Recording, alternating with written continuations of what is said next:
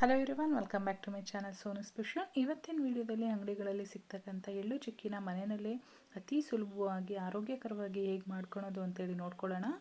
ಈ ಚಳಿಗಾಲಕ್ಕಂತೂ ಒಂದು ಒಳ್ಳೆ ರೆಸಿಪಿ ಅಂತಲೇ ಹೇಳ್ಬೋದು. ತುಂಬಾ ಸುಲಭ ಮಾಡೋದಂತೂ. ಬನ್ನಿ ವಿಡಿಯೋನ ಶುರು ಮಾಡೋಣ. ಶುರು ಮಾಡೋದಕ್ಕಿಂತ ಮುಂಚೆ ಚಾನಲ್ನ ಇನ್ನೂ ಸಬ್ಸ್ಕ್ರೈಬ್ ಮಾಡ್ಕೊಂಡಿಲ್ಲ ಅಂದರೆ ಪ್ಲೀಸ್ ಸಬ್ಸ್ಕ್ರೈಬ್ ಮಾಡ್ಕೊಳ್ಳಿ. ಸ್ಟವ್ ಮೇಲೆ ಒಂದು ಫ್ರೈಯಿಂಗ್ ಪ್ಯಾನ್ ಇಟ್ಕೊಂಡಿದ್ದೀನಿ. ಇದಕ್ಕೆ 1 ಕಪ್ ನಾನು ಬಿಳಿ ಎಳ್ಳನ್ನು ತಗೊಂಡು ಚೆನ್ನಾಗಿ ರೋಸ್ಟ್ ಮಾಡೋದಕ್ಕೋಸ್ಕರ ಹಾಕ್ತಾಯಿದ್ದೀನಿ. ಲೋ ಮೀಡಿಯಮ್ ಫ್ಲೇಮಲ್ಲಿ ಇಟ್ಕೊಂಡು ನೀಟಾಗಿ ರೋಸ್ಟ್ ಮಾಡಬೇಕು. ಈ ರೀತಿಯಾಗಿ ಅದು ಯಾವುದೇ ರೀತಿ ಸೀದೋಗಬಾರ್ದು, ಕಪ್ಪಗೆಲ್ಲ ಆಗಬಾರ್ದು. ಸ್ವಲ್ಪ ಕಂದು ಬಣ್ಣ ಬರಬೇಕು, ಅಲ್ಲಿವರೆಗೂ ಫ್ರೈ ಮಾಡ್ಕೊಳ್ಬೇಕಾಗತ್ತೆ. ಒಂದು 5ರಿಂದ 6 ನಿಮಿಷ ಆದಮೇಲೆ ಈ ಕಲರ್ಗೆ ಟರ್ನ್ ಆಗುತ್ತೆ. ಇವಾಗ ರೆಡಿಯಾಗಿದೆ. ಇಷ್ಟು ರೆಡಿ ಆದಮೇಲೆ ನಾನು ಸ್ಟವ್ ಆಫ್ ಮಾಡಿಕೊಂಡು ಇದನ್ನು ಸಪ್ರೇಟಾಗಿ ಒಂದು ಪ್ಲೇಟಲ್ಲ ಅಥವಾ ತಟ್ಟೆನೆಲ್ಲ ಹಾಕಿ ಎತ್ತಿಟ್ಕೊಂಡಿರ್ತೀನಿ. ಹಾಗೆ ಇನ್ನೊಂದು ನಾನು ಫ್ರೈಯಿಂಗ್ ಕಡಾಯಿ ಇಟ್ಕೊಂಡಿದ್ದೀನಿ. ಇದಕ್ಕೆ ಯಾವ ಕಪ್ಪಲ್ಲಿ ಎಳ್ಳನ್ನು ತೊಗೊಂಡಿದ್ನೋ ಅದೇ ಕಪ್ಪಲ್ಲಿ 1 ಕಪ್ಪು ಬೆಲ್ಲ ಹಾಕ್ತಾಯಿದ್ದೀನಿ. ನಾನಿಲ್ಲಿ ಕ್ಲೀನಾಗಿರ್ತಕ್ಕಂಥ ಬೆಲ್ಲನ ತೊಗೊಂಡಿದ್ದೀನಿ. ಬೆಲ್ಲದಲ್ಲಿ ಏನಾದರೂ ಇಂಪ್ಯೂರಿಟೀಸ್ ಇದೆ ಅಂತ ಅಂದರೆ ಫಸ್ಟು ಬೆಲ್ಲನ ಕರಗಿಸ್ಕೊಂಡು ನೀರನ್ನು ಹಾಕಿ ಬೆಲ್ಲ ಕರಗಿಸ್ಕೊಂಡು ನಂತರ ನಾವು ಶೋಧಿಸ್ಕೊಂಡಾದಮೇಲೆ ಪಾಕನ ತೆಗಿಬೇಕಾಗತ್ತೆ. ಸೊ ಈ ಬೆಲ್ಲದಲ್ಲಿ ಯಾವುದೇ ರೀತಿ ಇಂಪ್ಯೂರಿಟೀಸ್ ಇರಲಿಲ್ಲ, ಹಾಗಾಗಿ ನಾನು ಡೈರೆಕ್ಟಾಗಿ ಪಾಕ ತೆಗೆಯೋದಕ್ಕೆ ಹಾಕಿದ್ದೀನಿ. ಇದಕ್ಕೆ ಒಂದು ಅರ್ಧ ಕಪ್ಪಷ್ಟು ನೀರನ್ನು ಕೂಡ ಸೇರಿಸಿ ಬೆಲ್ಲನ ಕರಗಿಸ್ತಾ ಇದ್ದೀನಿ. ಬೆಲ್ಲನ ಈ ಕಡೆ ಕರಗೋದಕ್ಕೆ ಇಟ್ಬಿಟ್ಟು ಈ ಕಡೆ ಇನ್ನೊಂದು ನಾನು ಸಿಲ್ವರ್ ಫಾಯಿಲ್ ಕವರ್ನ ರೆಡಿ ಮಾಡ್ಕೊಳ್ತಾ ಇದ್ದೀನಿ. ಒಂದು ಇಷ್ಟು ನೋಡಿ ನಾನು ಎಷ್ಟು ಅಗಲ ತೊಗೊಂಡಿದ್ದೀನಿ ಅಂತ, ಅಷ್ಟಾದರೆ ಸಾಕಾಗುತ್ತೆ. ಅದಕ್ಕೆ ಒಂದು ಸ್ವಲ್ಪ ತುಪ್ಪನ ಹಾಕ್ಬಿಟ್ಟು ಈ ರೀತಿ ಸ್ಪ್ರೆಡ್ ಮಾಡಿ ಇಟ್ಕೊಂಡಿರಬೇಕು.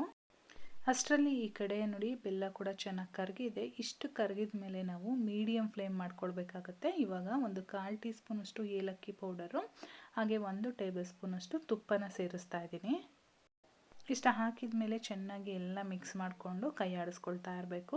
ಇವಾಗ ನೆಕ್ಸ್ಟ್ ಪ್ರೋಸೆಸ್ ಬಂದು ನಮಗೆ ಪಾಕ ಇನ್ನೇನು ಬೇಗ ಬಂದುಬಿಡುತ್ತೆ. ನಾವೆಲ್ಲೂ ಆ ಕಡೆ ಈ ಕಡೆ ಹೋಗ್ದಂಗೆ ಒಲೆ ಮುಂದೆನೇ ನಿಂತ್ಕೊಂಡು ಈ ರೀತಿ ತಿರುಗಿಸ್ಕೊಳ್ತಾ ಇರಬೇಕು. ನಂತರ ನಾನಿಲ್ಲಿ ಒಂದು 1/4 ಟೀ ಸ್ಪೂನ್ಗಿಂತನೂ ಕಡಿಮೆ ಒಂದು ಸ್ವಲ್ಪ ಅಡುಗೆ ಸೋಡಾನ ಸೇರಿಸ್ತಾ ಇದ್ದೀನಿ. ಇದನ್ನು ಸೇರಿಸೋ ಉದ್ದೇಶ ಏನು ಅಂತ ಅಂದರೆ ತುಂಬ ದಿನ ಆದ್ರೂ ಕೂಡ ಆ ಕ್ರಿಸ್ಪಿನೆಸ್ಸು ಹಾಗೇ ಇರುತ್ತೆ, ಅದಕ್ಕೋಸ್ಕರ ಹಾಕಿದ್ದೀನಿ. ಬೇಡ ಅಂದರೆ ಸ್ಕಿಪ್ ಮಾಡ್ಕೊಳ್ಬೋದು, ಕಂಪ್ಲೀಟ್ಲಿ ಆಪ್ಷನಲ್ಲು. ಹಾಗೆ ನಾನಿಲ್ಲಿ ಒಂದು ಪ್ಲೇಟಲ್ಲಿ ನೀರು ಕೂಡ ಇಟ್ಕೊಂಡಿದ್ದೀನಿ. ಹೀಗೆ ನೋಡ್ತಾ ಇರಬೇಕು ಪಾಕ ಬಂತಾ ಹೇಗೆ ಅಂತೇಳಿ. ಇಮಿಡಿಯೇಟಾಗಿ ನಾವು ಒಂದೇ ಸಲ ನೋಡ್ತೀವಿ ಅಂತ ಅಂದರೆ ಆಗಲ್ಲ, ಅವಾಗವಾಗ ಚೆಕ್ ಮಾಡ್ಕೊಳ್ತಾ ಇರಬೇಕು. ನೋಡಿ ಈ ರೀತಿ ಸ್ವಲ್ಪ ತಣ್ಣಗೆ ಒಂದು 10 ಸೆಕೆಂಡ್ ಬಿಟ್ಟು ಮುಟ್ಟಿದರೆ ಇದು ಉಂಡೆ ಮಾಡೋಕ್ಕೆ ಬರ್ತಾ ಇದೆ, ಆದರೆ ಇನ್ನೂ ಗಟ್ಟಿಯಾಗಿಲ್ಲ, ಸ್ವಲ್ಪ ಸಾಫ್ಟಾಗಿದೆ. ಹೀಗಿರಬಾರ್ದು, ನಮಗೆ ಗಟ್ಟಿ ಇರಬೇಕು. ಹಾಗಾಗಿ ನಾನು ಮತ್ತೆ ಅದನ್ನು ವಾಪಸ್ ಹಾಕಿ ಮತ್ತೆ ನಾನಿಲ್ಲಿ ಬೇಯಿಸ್ಕೊಳ್ತಾ ಇದ್ದೀನಿ, ಅಂದರೆ ಪಾಕ ತೆಗಿತಾ ಇದ್ದೀನಿ. 1 ನಿಮಿಷ ಆದಮೇಲೆ ನಾನು ಮತ್ತೆ ಚೆಕ್ ಮಾಡ್ತೀನಿ. ಈಗ ನೋಡ್ತಾ ಇರ್ಬೋದು, ಅದು ನಾವು ತಣ್ಣಗಾದ್ಮೇಲೆ ಹಿಂಗೆ ಹೊಡೆದ್ರೆ ಆ ಸೌಂಡ್ ಕೇಳಿಸ್ತಾ ಇದೆ ಅಲ್ವಾ? ಈ ರೀತಿ ಸೌಂಡ್ ಬಂದರೆ ಮಾತ್ರ ಪಾಕ ಚೆನ್ನಾಗಾಗಿದೆ ಅಂತ ಹೇಳಿ ಅರ್ಥ. ಇವಾಗ ಇಮಿಡಿಯೇಟಾಗಿ ನಾವು ಟೈಮ್ ವೇಸ್ಟ್ ಮಾಡ್ದಂಗೆ ನಾವು ಎಳ್ಳೆಲ್ಲ ಹುರಿದಿಟ್ಕೊಂಡಿದ್ವಲ್ಲ, ಆ ಎಳ್ಳನ್ನು ಹಾಕಿ ಚೆನ್ನಾಗಿ ಮಿಕ್ಸ್ ಮಾಡ್ಕೊಳ್ಬೇಕು. ಪಾಕ ಏನಾದರೂ ಸ್ವಲ್ಪ ಸಾಫ್ಟಾಗಿತ್ತು ಅಂತ ಅಂದರೆ ನಮಗೆ ಆ ಕ್ರಿಸ್ಪಿನೆಸ್ಸು ಬರೋದಿಲ್ಲ. ಹಾಗಾಗಿ ಪಾಕನ ನೀಟಾಗಿ ತೆಗಿಬೇಕು. ಆ ರೀತಿ ನಮಗೆ ಒಂದು ನೆಲಕ್ಕೇನಾದರೂ ಹೊಡೆದ್ರೆ ಒಂದು ಕಲ್ಲು ಹೊಡೆದಂಗೆ ಸೌಂಡ್ ಕೇಳಿಸ್ಬೇಕು. ಆ ರೀತಿಯಾಗಿ ನಾವು ಪಾಕನ ತೆಗಿಬೇಕಾಗತ್ತೆ. ಇವಾಗ ನಾನು ಮೊದಲೇ ಸಿಲ್ವರ್ ಫಾಯಿಲ್ಗೆ ತುಪ್ಪನ ಹಾಕಿ ರೆಡಿ ಮಾಡಿ ಇಟ್ಕೊಂಡಿದ್ದೆ ಅಲ್ವಾ, ಅದ್ರ ಮೇಲೆ ಈ ಮಿಕ್ಸ್ಚರ್ ಎಲ್ಲ ಟ್ರಾನ್ಸ್ಫರ್ ಮಾಡ್ಕೊಳ್ತಾ ಇದ್ದೀನಿ. ಈ ರೆಸಿಪಿ ಮಾಡೋದಂತೂ ತುಂಬಾ ಈಸಿ, ಬೇಗನೆ ಆಗೋಗುತ್ತೆ. ತಿನ್ನೋದಕ್ಕೂ ಕೂಡ ಅಷ್ಟೇ ಅತ್ಯಂತ ರುಚಿ ಅಂತಲೇ ಹೇಳ್ಬೋದು.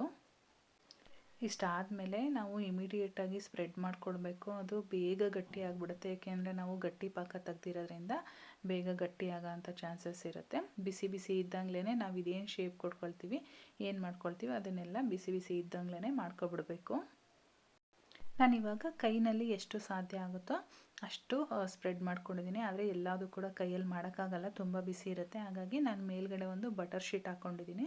ಬಟರ್ ಪೇಪರ್ ಬರುತ್ತಲ್ವ ಅದು, ಅದರ ಮೇಲಿಂದ ನಾನು ಈ ರೀತಿ ಲಟ್ಟಣಿಗೆ ಸಹಾಯದಿಂದ ಸ್ಪ್ರೆಡ್ ಮಾಡ್ಕೊಳ್ತಾ ಇದ್ದೀನಿ. ತುಂಬ ದಪ್ಪ ಇದ್ರೂ ಚೆನ್ನಾಗಿರಲ್ಲ, ಮೀಡಿಯಮ್ ಸೈಜಲ್ಲಿ ತಿಕ್ನೆಸ್ ಇರಬೇಕಾಗುತ್ತೆ. ಹಾಗಾಗಿ ನಾನು ಈ ರೀತಿ ಲಟ್ಟಣಿಗೆನ ತೊಗೊಂಡಿದ್ದೀನಿ. ಈ ರೀತಿ ಮೇಲ್ಗಡೆ ಬಟರ್ ಪೇಪರ್ ಹಾಕೋದ್ರಿಂದ ತುಂಬಾ ಶೈನಿಂಗ್ ಆಗಿ ಸಾಫ್ಟಾಗಿ ಒಂದೇ ಈವನ್ ಆಗಿ ಬರುತ್ತೆ. ಹಾಗಾಗಿ ನಾನು ಬಟರ್ ಪೇಪರ್ನ ಯೂಸ್ ಮಾಡಿದ್ದೀನಿ. ಈ ಪ್ರೋಸೆಸ್ ಎಲ್ಲ ಬಿಸಿ ಬಿಸಿ ಇದ್ದಾಗಲೇ ರೆಡಿ ಆಗಿಬಿಡಬೇಕು. ತಣ್ಣಗಾದ್ಮೇಲೆ ಮಾಡ್ತೀವಿ ಅಂದರೆ ಅದು ಮಾಡೋಕ್ಕಾಗೋದಿಲ್ಲ. ಹಾಗೆ ನಾನಿಲ್ಲಿ ಮಾರ್ಕ್ ಕೂಡ ಮಾಡ್ಕೊಳ್ತಾ ಇದ್ದೀನಿ. ಇದನ್ನು ಅಷ್ಟೇ ಸ್ವಲ್ಪ ಬಿಸಿ ಇದ್ದಾಗಲೇ ಮಾರ್ಕ್ ಮಾಡಿ ಇಟ್ಕೊಳ್ಬೇಕು. ಈ ಸ್ವಲ್ಪ ಗಟ್ಟಿ ಆಯಿತು ಅಂತ ಅಂದ್ರೂ ನಾವು ಈ ರೀತಿ ಮಾರ್ಕ್ ಮಾಡೋದಕ್ಕಾಗೋದಿಲ್ಲ. ಗಟ್ಟಿ ಆದ ತಕ್ಷಣ ಅದು ಕ್ರಿಸ್ಪಿನೆಸ್ ಬಂದ್ಬಿಡುತ್ತೆ. ಹಾಗಾಗಿ ನಮಗೆ ಯಾವ ಶೇಪಲ್ಲಿ ಬೇಕೋ ಆ ಶೇಪಲ್ಲಿ ಮಾರ್ಕ್ ಮಾಡ್ಕೊಂಡ್ರಾಯ್ತು. ನಾನಿಲ್ಲಿ ಸ್ಕ್ವೇರ್ ಟೈಪಲ್ಲಿ ಮಾಡ್ತಾಯಿದ್ದೀನಿ. ನೋಡಿ ಈ ಕಡೆ ಸ್ವಲ್ಪ ಗಟ್ಟಿ ಆಯಿತು. ಆಲ್ರೆಡಿ ನನಗೆ ಅದನ್ನು ಮಾರ್ಕ್ ಮಾಡೋದಕ್ಕೆ ಕಷ್ಟ ಆಗ್ತಾಯಿದೆ. ಹಾಗಾಗಿ ಬೇಗನೆ ಮಾಡ್ಕೊಂಡು ಬಿಡಬೇಕು.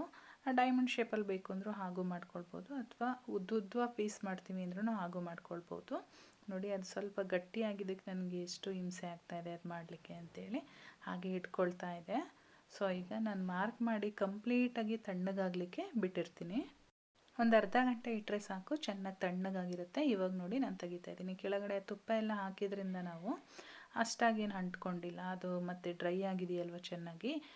ಈಗ ತುಂಬಾ ಚೆನ್ನಾಗಿ ಕಟ್ ಮಾಡ್ಬೋದು, ಏಕೆಂದರೆ ನಾವು ಮಾರ್ಕ್ ಮಾಡಿ ಕೂಡ ಇಟ್ಕೊಂಡಿದ್ದೆ ಅಲ್ವ. ಇವಾಗ ನೋಡಿ ನಾವು ಎಲ್ಲಿಗೆ ಮಾರ್ಕ್ ಮಾಡಿದ್ವಿ ಅಲ್ಲಿ ಕರೆಕ್ಟಾಗಿ ಅದು ಮುರಿಬೋದು. ಈ ರೀತಿಯಾಗಿ ನೀಟಾಗಿ ಕಟ್ ಆಗ್ತಾ ಇದೆ. ಅಲ್ಲಿ ನಾವೇನಾದರೂ ಪಾಕ ಸರಿಯಾಗಿ ತೆಗಿಲಿಲ್ಲ ಅಂದರೆ ಇಷ್ಟು ಚೆನ್ನಾಗಿ ಕಟ್ಟಾಗೋದಿಲ್ಲ. ಅದೊಂದು ರೀತಿ ನಾರು ಥರ ಆಗುತ್ತೆ, ಮತ್ತು ತಿನ್ನೋದಕ್ಕೂ ಅಷ್ಟೇ ಅಷ್ಟು ಟೇಸ್ಟ್ ಅಂತ ಅನಿಸೋದಿಲ್ಲ. ಇವಾಗಂತೂ ತುಂಬಾ ಚೆನ್ನಾಗಿ ಬಂದಿದೆ. ನೀವು ಕೂಡ ಮನೆಯಲ್ಲಿ ಮಾಡಿ ಮಕ್ಕಳಿಗೆ ಸ್ನ್ಯಾಕ್ಸ್ ರೀತಿ ಕೊಡಿ, ಡೈಲಿ ಒಂದೊಂದು ಕೊಡಿ, ತುಂಬಾ ಚೆನ್ನಾಗಿರುತ್ತೆ. ಅವರು ಕೂಡ ಇಷ್ಟಪಟ್ಟು ತಿಂತಾರೆ. ಸೊ ನೋಡಿದ್ರಿ ಅಲ್ವಾ ಎಷ್ಟು ಸುಲಭವಾದ ರೀತಿಲಿ ನಾವು ಎಳ್ಳು ಚಿಕ್ಕಿನ ಮಾಡ್ಕೋಬೋದು ಅಂತ ಹೇಳ್ಬಿಟ್ಟು. ಸೊ ಇವತ್ತಿನ ವಿಡಿಯೋ ನಿಮಗೆಲ್ಲ ಇಷ್ಟ ಆಗಿದೆ ಅಂತ ತಿಳ್ಕೊತೀನಿ. ಇಷ್ಟ ಆಗಿದರೆ ವಿಡಿಯೋಗೊಂದು ಲೈಕ್ ಮಾಡಿ, ಶೇರ್ ಮಾಡಿ, ಸಬ್ಸ್ಕ್ರೈಬ್ ಮಾಡ್ಕೊಳ್ಳಿ. ಫೇಸ್ಬುಕ್ಕಲ್ಲಿ ನೋಡ್ತಾ ಇರೋರು ಫಾಲೋ ಮಾಡೋದಂತೂ ಮರಿಬೇಡಿ. Thank you.